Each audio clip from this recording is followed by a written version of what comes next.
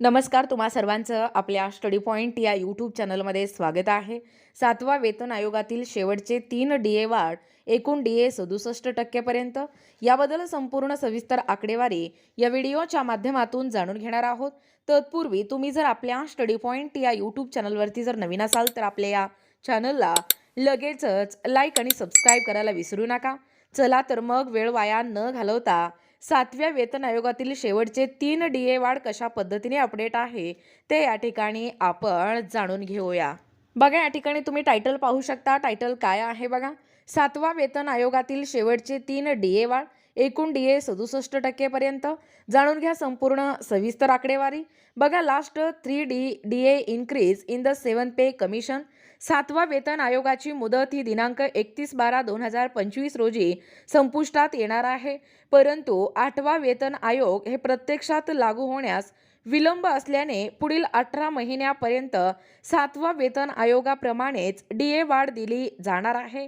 8वा वेतन आयोग समितीस पुढील 18 महिने या 18 महिन्यांपर्यंत कामकाज करण्यास मुदत दिली असून माहे मे 2025 पर्यंत सदर अहवाल सरकारकडे सादर करण्यात येईल.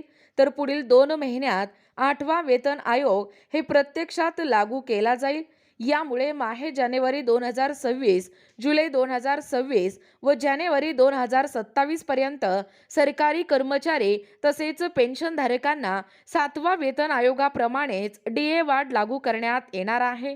बघा, संभाव्य DA वाढीचा तक्ता पुढील प्रमाणे पाहू शकता. पहिला आहे जानेवारी 2026. बघा, संभाव्य DA वाढ आहे 61% म्हणजे 3% वाढ. त्यानंतर जुलै 2026 संभाव्य DA वाढ आहे 64% म्हणजे 3% वाढ. आणि जानेवारी 2027 म्हणजे संभाव्य DA वाढ 67% म्हणजे 3% वाढ. हे संभाव्य DA वाढ 3% या ठिकाणी ग्राह्य धरण्यात आली आहे. यानुसार 7वा वेतन आयोगानुसारच शेवटपर्यंत 67% DA वाढ होणार आहे.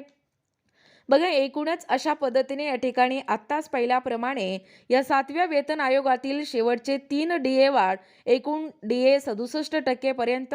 याबद्दल संपूर्ण सविस्तर आकडेवारी काय आहे या व्हिडिओच्या माध्यमातून जाणून घेण्याचा प्रयत्न केलेला आहोत. अशाच प्रकारचे नवनवीन अपडेट पाहिजे असतील किंवा तुम्हाला जर आमच्या अध्यापनाचे व्हिडिओ आवडत असतील किंवा तुम्ही जर आपल्या स्टडी पॉइंट या यूट्यूब चॅनलवरती जर नवीन असाल तर आपल्या या चॅनलला लगेचच लाईक आणि सबस्क्राईब करायला विसरू नका. भेटूया अशाच पुढच्या नवीन व्हिडिओमध्ये. तोपर्यंत धन्यवाद.